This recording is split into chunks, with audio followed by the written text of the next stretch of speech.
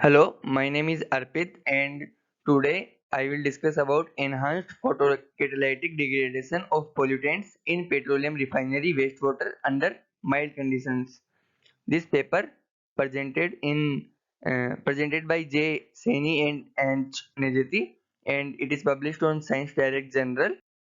Before starting the discussion, first question comes in mind is why should we need the photocatalytic degradation?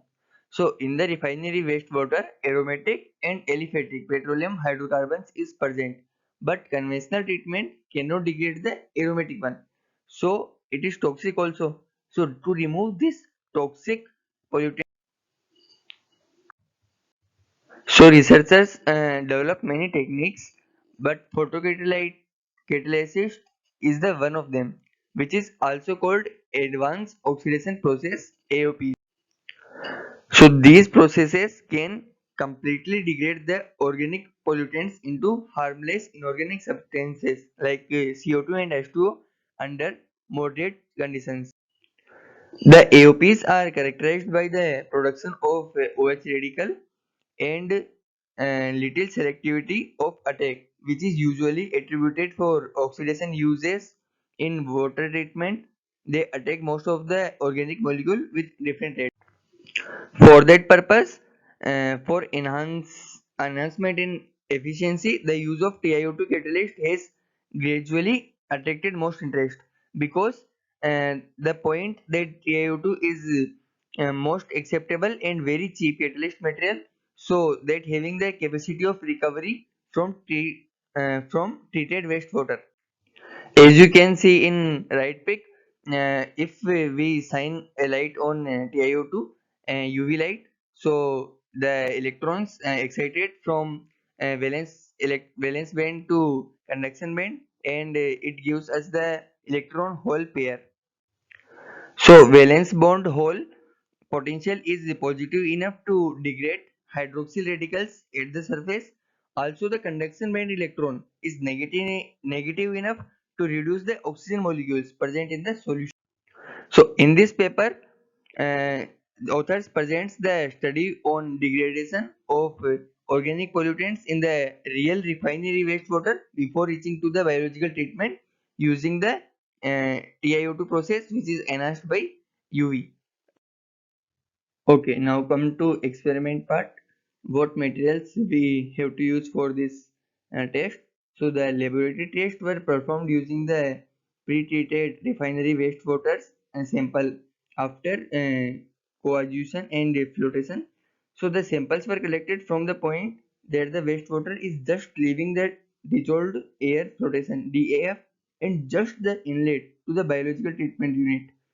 Okay, so the chemical oxygen demand COD measures at this point, which is ranging from 170 to 180 milligram per liter. And other specification of the sample are pH 6.5 to 7.5, turbidity is 50 to 95. So we use titanium dioxide in inert form like 99% pure with BET surface area. BET is Bruette Emmett Taylor. So this surface area is equal to 14.62 meter square per gram, and average particle diameter is equal to 27.6 micrometer. So sulfuric acid and sodium hydroxide solution were used to adjust the pH of wastewater samples. Now come to our experimental setup. So experiments were carried out in a annular vertical reactor, as you can see in the right pic. So with the capacity of around 850 milliliter and conical shape in the lower part of its body. So the UV lamp, which is a 20 centimeter length in body and 16 centimeter arc length, was a mercury lamp with power of 400 watt and light from 200 to 550 nanometer lamp. So it is having the highest irradiation peak at 365 nanometer, and it is placed as in the reactor where I marked 2. You can see in the diagram. The intensity of ultraviolet light around the lamp is wavelength around 520 milliwatt per centimeter square. So the UV lamp was positioned inside the quartz tube and totally immersed in the reactor. A pump was located below the reactor and provided an adjustable circulating stream feeding from top and discharging from bottom just below the lamp for the well mixing and uh, fluidizing of catalytic particle along the quartz tube. If particles in the water surrounding a lamp are well mixed, then each particle on average achieves equal exposure. For regulating the temperature, the reactor vessels was equipped with a water flow jacket using a external circuiting flow of a thermostat bath. Since the photocatalysis is sustained by a ready supply to dissolve oxygen, air was supplied to the reactor system at a constant flow rate using a micro air compressor. Okay, so what is the process and what is the analysis? To run experiment, 850 milliliter of a sample containing a known level of initial organic compound, COD around 170 to 180 milligram per liter, as I discussed before, and with the appropriate amount of catalyst was transformed to the reactor. Then the solution was exposed to the continuous uh, aerating and circulating stream. After adjustment of temperature and pH, the UV radiation was begun. The temperature was covered with the reactor was covered with a protective aluminum shield. Typically, reaction run lasted some time between 120 minutes to 240 minutes.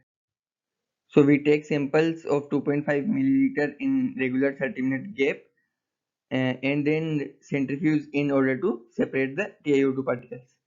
The appropriate COD was measured by the standard closed reflex and calorimetry methods using a COD reactor and a spectrophotometer. Calorimetric reactions vessels were kept cultural tubes. For identify organic compounds, we take 10 milliliter sample of water before and after degradation process.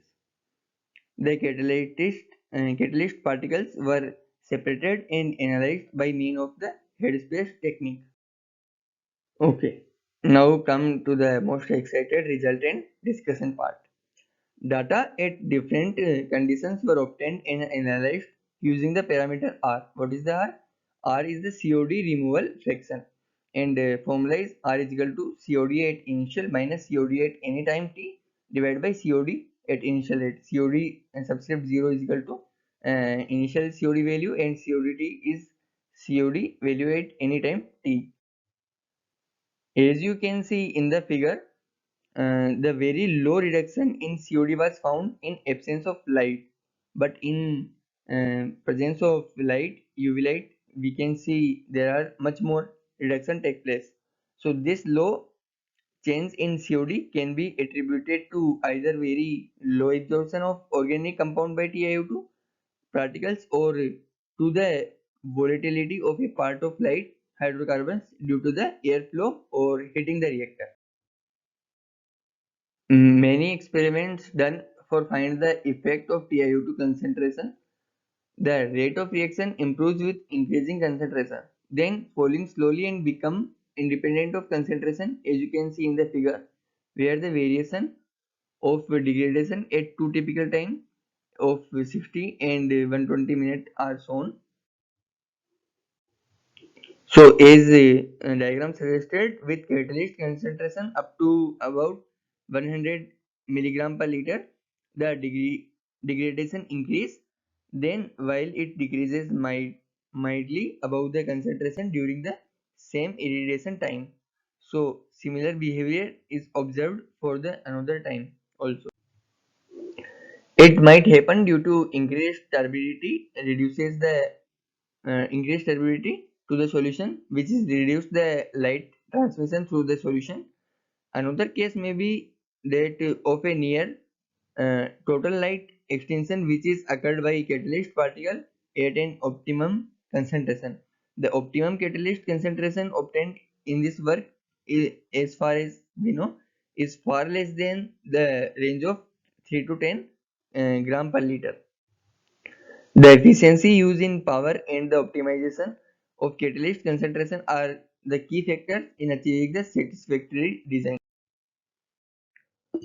Okay, coming to the effect of pH on degradation of wastewater. It measures at two typical time, 60 minutes and 120 minutes, as shown in the figure. We use CO2 concentration is equal to 100 milligram per liter and temperature 303 Kelvin. So the maximum removal of wastewater organic pollutants is obtained at pH value around 3, as you can see in the diagram. So however, the under condition of low pH less than 3, the absorption of present anions from the dissociation of added sulfuric acid reduces the chances of absorption of organic material into catalyst surface, and therefore the rate of oxidation will be reduced. So as presented in diagram, the degradation is still significant under favorable high pH value, like example 5, pH equal to 5. After the concentration and pH effect, coming to the temperature effect of temperature effect on degradation of wastewater. Here we take pH equal to 3 and TiO2 concentration is equal to 100 milligram per liter, as we discussed before. This figure shows the removal of organic compounds in refinery wastewater for the experimental conducted at a different temperature, varies from 293 Kelvin to 318 Kelvin. So the positive influence of the temperature can be observed. Increase of temperature from 293 Kelvin to 318 Kelvin has reduced the required time of the pollutants removal, and it is a great thing for us. So the photocatalytic degradation is favored for most cases by increasing the temperature. The reason is the TiO2 electron transferring in valence bond to higher energy level, and hence facilitating the electron hole production. So temperature higher than 318 Kelvin cause vaporization of water and concentration might decrease. So therefore this temperature can be considered as a mild optimum temperature in the operating condition.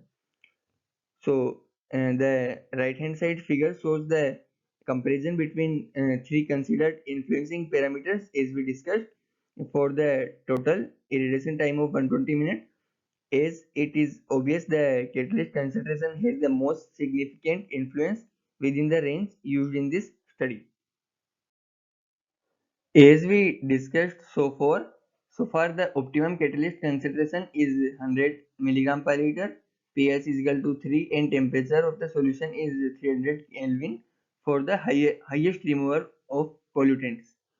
If we do degradation of refinery wastewater under the optimal condition, then we can remove more than 90% of organic pollutants in 240 minutes with the high efficiency as well. And most important most important thing is it is achieved in mild condition also. So this shows the process is promising for the refinery waste treatment, and the wastewater used in this work has to stay about 18 hours in the biological treatment section to find a 77% reduction in COD before this process. But in this process it removes 90% of pollutants in just 4 hours with a high efficiency also. Coming to the conclusion part, is a simple photolytic degradation process mainly featured by a using circulatory and direct irradiation reactor was used for the treatment of the refinery wastewater. So an optimal and relatively very low catalyst concentration 100 milligram per liter was obtained, for which is significant high degradation was provided. So the analysis of the uh, content material showed that the efficiency of the applied degradation system is high for all the identified present organic pollutants. And despite a number of limitations, this process is economically attractive and may be considered as an efficient unit in refinery wastewater treatment also. Thank you.